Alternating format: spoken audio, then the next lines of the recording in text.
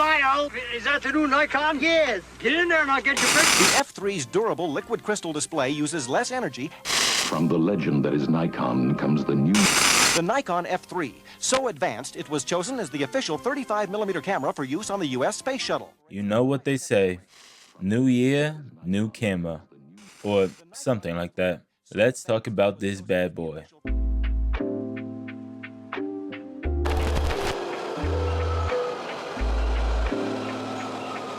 Hey, how's it going? I'm Adam, and welcome to my channel. Well, it finally happened. I am officially a Nikon owner. The old digital photographer in me is screaming. I'm pretty sure that everybody from their local butcher to their nephew has heard about this beauty. It has always been a popular camera, but I feel like in 2023, it was literally the camera to own. And due to my constant need of being liked and how I easily succumb to peer pressure, I bought it.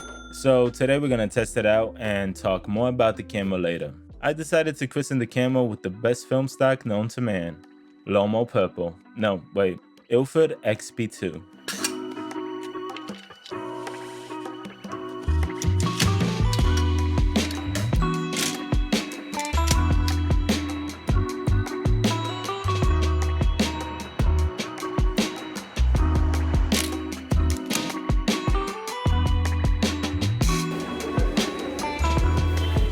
I was in the mood for some street photography, so I hopped on the tube and headed towards Tottenham Court Road.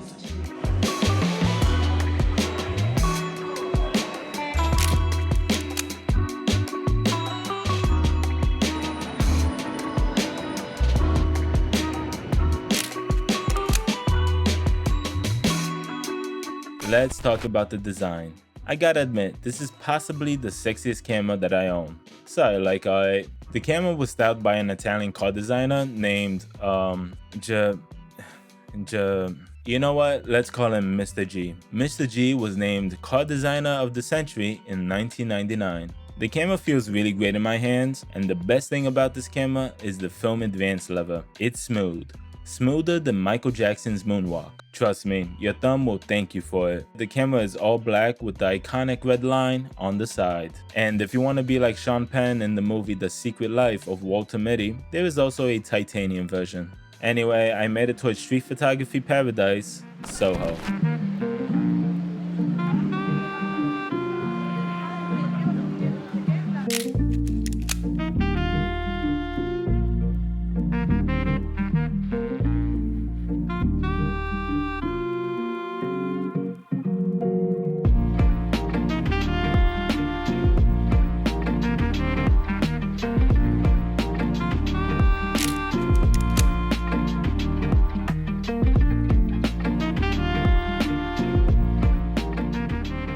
The lady was standing there for some time, so I wanted to get the timing right so she would be between two people walking by. But I missed focus. That's what I get for trying to be creative. Never again.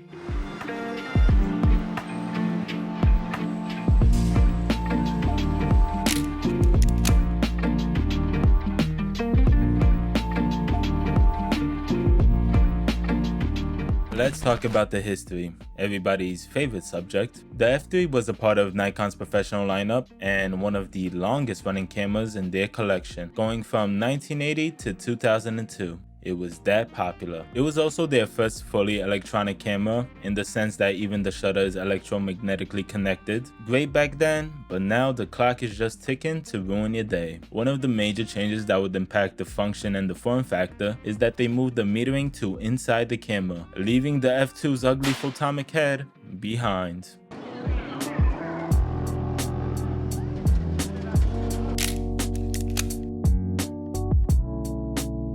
After finally finding a burger I can trust, I headed towards Covent Garden. And here, ladies and gentlemen, is where I've possibly taken my favorite photo off the entire trip. It's giving me Monari's vibe. Alright, so we had a little situation. The batteries in the Nikon F3 died on me. So yeah, I guess that's a huge minus with the Nikon F3. But luckily there was a snappy speed nearby and I was able to buy batteries, 2 LR44 batteries. So yeah, we can continue shooting.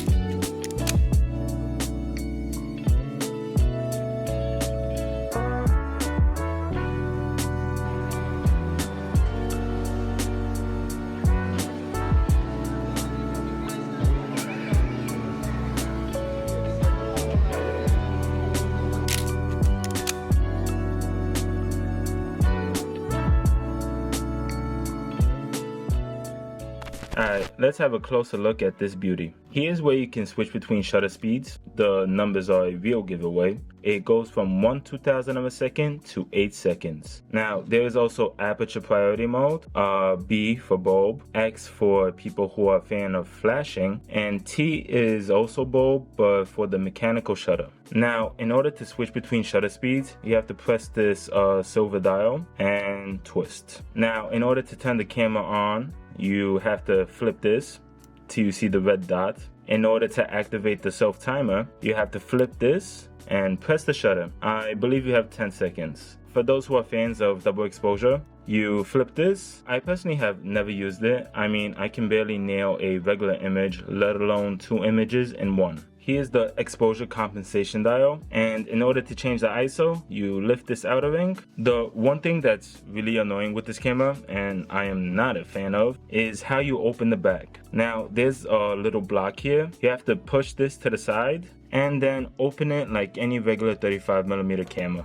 I'm guessing that they made this feature in order to prevent people from opening the back. Honestly, I think it's unnecessary because opening the back regularly is already a process. So that was it for day 1. The following day we got some classic London weather.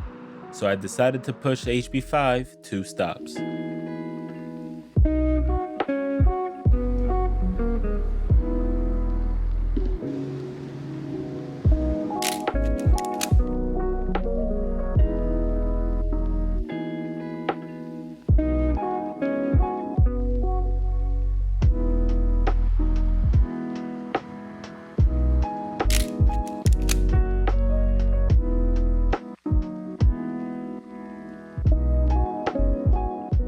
Now, this is an electronically controlled camera, but if your batteries die and need to take a photo, you can use the mechanical shutter, which is here. You just simply push this down, and I believe it's 1/60th of a second. If you want to lock up your exposure, you just simply hold this button. The button here is a depth of field / mirror lockup. I personally never use depth of field, but you just simply press this button. Now, if you want to activate the mirror lockup, you have to hold this down and then push the lever down. Finally, the bottom half of the camera. Here's the battery compartment, tripod socket, and here's where you rewind your film.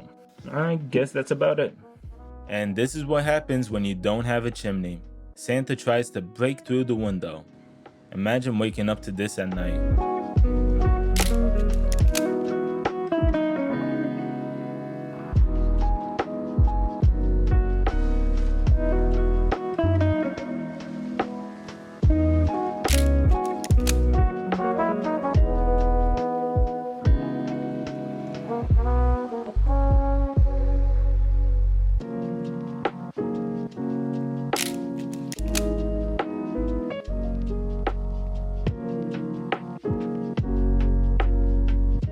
The final thing I would like to talk about is that this camera is somewhat modular. You can even switch out the viewfinder. There's a whole bunch of them. You can even switch out the ground glass, etc. You can also buy accessories, and if you shoot sport photography or simply need a weapon to defend yourself with, there's the MD4 motor drive. You might have noticed that this camera lacks a hot shoe. You actually have to buy a special accessory and mount it on the side. There's a whole bunch of F3 users out there who say that if you own this camera, you have to own the HP viewfinder. Now, I'm gonna be honest, if it didn't come with the camera that I bought, I probably wouldn't get it and just stick with the regular viewfinder, cause the price is pretty high, and if you are on a budget, honestly, you're not missing out. I mean, it's great for people who wear glasses because the HP viewfinder gives a bit more eye relief, but if you don't wear glasses, honestly, it's not a game changer. Anyway, I had a couple of shots left, so I decided to finish the roll at Oxford Street.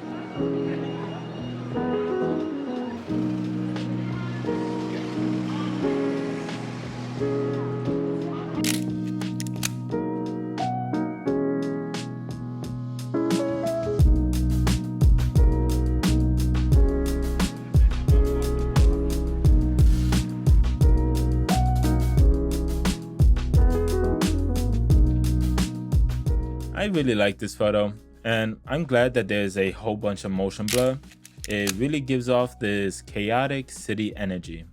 And that's the end of the rolls and the video. Thank you so much for watching. I truly appreciate it. I gotta say, I'm really glad that I bought the Nikon F3, and I get the hype. It's not a perfect camera. It has its faults, like how it's fully electronic and that annoying way of opening the back. But the pros definitely outweigh the cons. The F3 takes Nikon f-mount lenses. Another great thing is they are somewhat affordable. Now, if you watch my previous videos, then you already know that the Leica R8 is the Karibo to my Yugi. But if I were to invest in another lens, I would have to sell the camera, causing this vicious cycle. But with the F3, I can pick up a few lenses and be ready for any occasion. And most importantly, it actually made me want to shoot more. Never thought I'd say that about a Nikon. The process was so effortless and pleasant. And that is possibly the most important thing, because the best camera that you have is the one that you use. And this camera makes me want to put more rolls in. So yeah, you can definitely see me rocking this in future videos. Like, subscribe, do